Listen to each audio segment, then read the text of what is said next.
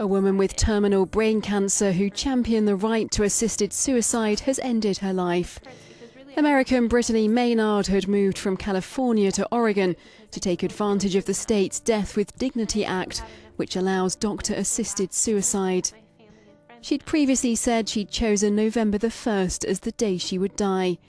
She posted videos about her condition and choices on YouTube which went viral.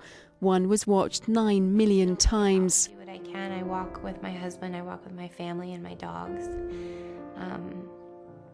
And things like that bring me the greatest feelings of health that I have these days. The 29-year-old was diagnosed with a brain tumour in January and said she planned to take the lethal dose when her pain became unbearable. A statement on Facebook said she passed away peacefully. My topic is assisted suicide, and I believe it should be legalized in all 50 states because it helps end the pain that comes from terminal illness and also is a cheaper method instead of paying for treatment. Assisted suicide is when a legal authority, normally a doctor, prescribes specific medication to help aid in the death process. Assisted suicide has been around for many centuries, and there have been all kinds of forms. This is Jack Kevorkian, aka Dr. Death. He has created his own suicide machine with the correct drugs to administer to terminal ill patients. Many patients with terminal illness don't just end their life from the physical pain.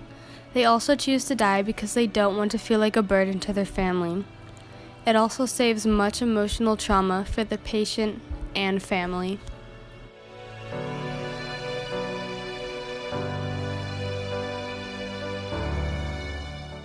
The decision of assisted suicide comes down between the doctor and the patient. There can be some input from families, but in the ending result, it's always the patient who chooses their fate.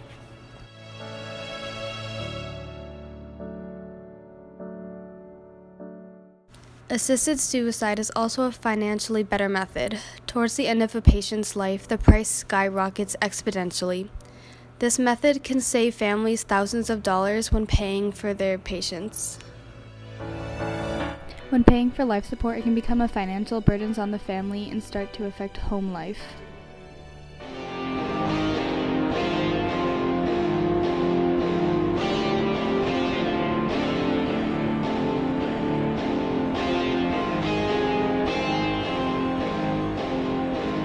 There are some advantages, especially from a financial perspective.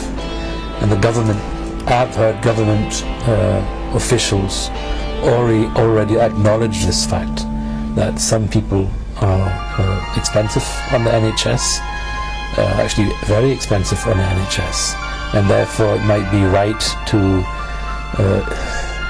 enable euthanasia or assisted suicide to take place for those who want it. And it would reduce some of the burden on the NHS. No one wants to feel powerless, and no one wants to lose control.